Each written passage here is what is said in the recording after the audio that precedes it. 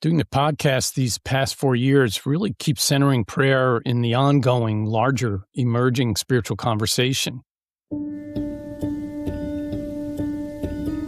When we began, this was important to me, this idea of engaging in dialogue, because centering prayer still has something to offer across disciplines, and Thomas Keating was talking to people across faith traditions and welcoming new perspectives and new thoughts, and allowing his perspective to be continually opened by what he was learning. And centering prayer doesn't just belong to the ancient Christian tradition.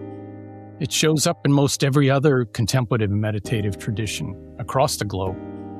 And it still has something to say today. In that sense, it's a living tradition. Often we're asked, how is it that we pick our topics for the season? And it's a good question. We have a small team. Really, it's just Mark and I, and Rachel, our producer, keeps us on track, along with a couple of our colleagues who we're delighted that you will get a chance to hear from this season. But the answer to that question of how we determine the theme for a season is really that we listen to what's stirring, both in the larger contemplative outreach community and in the general atmosphere of our cultural and spiritual landscape.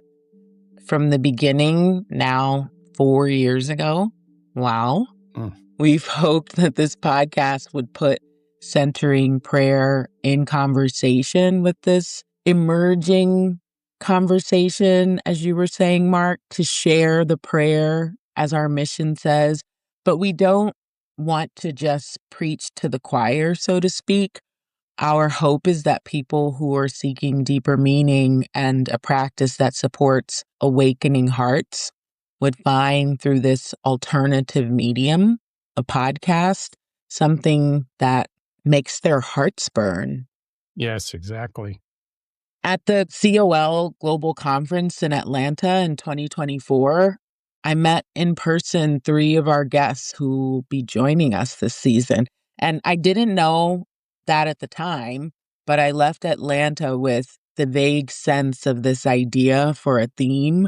What these guests all had in common was that during the global conference, they were talking about healing and transformation through a very practical lens because they were centered in other systems or disciplines that demanded a solution to suffering.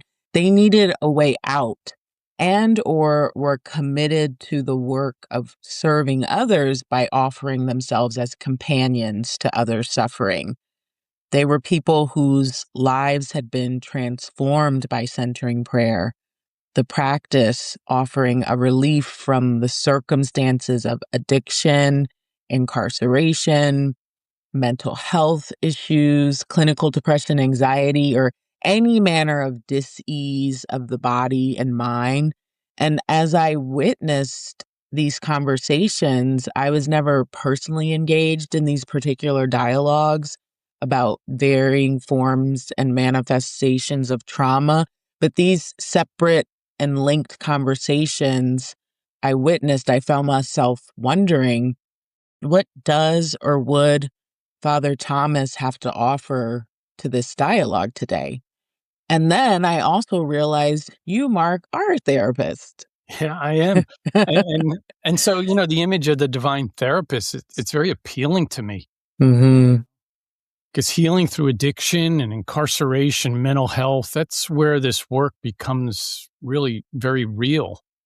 And it's not abstract anymore. It's about actual lives, what Thomas Keating called living the life, and what he referred to as the human condition. This is true for all of us. And there's something powerful about that. Because in those places, people aren't looking for ideas or concepts. They're looking for something that actually helps, something that can meet them in the middle of their suffering, all of us. And what struck me is that this is exactly where Thomas Keating was pointing us to. He talked about the spiritual journey as healing the emotional wounds of the false self, and even naming addiction as a kind of universal pattern for that. Mm-hmm. So for me, this season is really about that question. What does divine therapy look like when it meets our real human pain? Because if Keating's right, then the healing of the wounds of a lifetime is happening right there on the cushion, so to speak. and right there in the middle of our everyday lives. Great question. What does divine therapy look like when it meets real human pain? Yeah. As I experienced it at the conference, when people talk about their suffering and their experience of healing and transformation through centering prayer, they talk about it through a very personal lens. Mm. And Thomas Keating did something really profound and very skillful. He laid a framework for the spiritual journey and the human condition using these various models: existential, philosophical, psychological, even anthropological. And he introduced a science, if you will, of the heart's journey to oneness and transforming union. And this is all important, and I encourage everyone to study his teaching on the human condition. But at the end of the day, this process of awakening and transformation can really only be known by way of the heart, by way of experiencing longing and opening. I like how the Hebrews talk about knowing. There's a Hebrew word, yada, and it's understood as knowing as experience through the mind of the heart. So in this season, there will be some profound insight offered to us by our guests, but maybe not in the form of previous seasons. Yeah. We'll hear a lot more about people's personal experiences, and we hope that in listening, you might find yourself in those stories and find where you are on your journey. Yeah, that's exactly it. There's a quote that keeps coming up for me, kind of framing the why of season 4. Mm-hmm. It's from Invitation to Love, one of Thomas Keating's books. And he says the purpose of divine therapy is to bring the unconscious motivations to awareness and heal the wounds of a lifetime. Mm-hmm. Every time I come back to that line, it lands differently. It keeps opening up for me because Keating isn't talking about surface level healing. He's not talking about just managing symptoms or gaining insight or trying to fix yourself.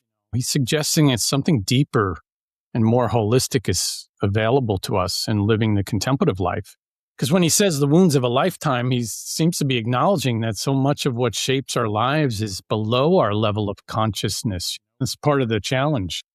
The patterns we carry, the reactions we don't fully understand, the ways we try to find security and approval and control and everything else. A lot of that is often below our everyday consciousness. So these false programs for happiness are not random in a sense. They're survival mechanisms that just kick in to protect us. And they're rooted in our real experiences, our real attempts to survive, to adapt, make sense of the world. Nothing is wrong with that. They're not bad to have these programs for happiness. It's just our investment in it or our willingness to let it go. So I don't know. I think understanding the purpose centering prayer and how it impacts us is really important, which is why we're taking an entire season to reflect on healing and centering prayer. I think the silence of centering prayer, we're not trying to do anything in that. And it's really counterintuitive. We don't have to fix ourselves. We're just creating space where what has been hidden from our awareness or consciousness can begin to surface in a gentle kind of way. And over time, what we begin to notice is that awareness itself is not really that harsh. It's not condemning. It's not judgmental. It's actually the place where something like grace begins to emerge. And that, to me, reframes everything because it means that even the parts of ourselves we struggle with are not obstacles to the spiritual path. In fact, they're the very places where healing is available to us. I'm grateful for the community of contemplative outreach and the work that they do. All of the volunteer chapter coordinators, volunteers, the service teams that support the chapters by doing the work of providing materials and training for facilitators, the folks who serve as facilitators on intensive silent retreats all over the United States, in Europe, the Philippines, and South Africa. The community of Extensión Contemplativa, our Spanish and Portuguese language community in the Caribbean, Mexico, and South America. Contemplative outreach is a living, evolving organism made up of many members of one body, Yeah. led by the Spirit.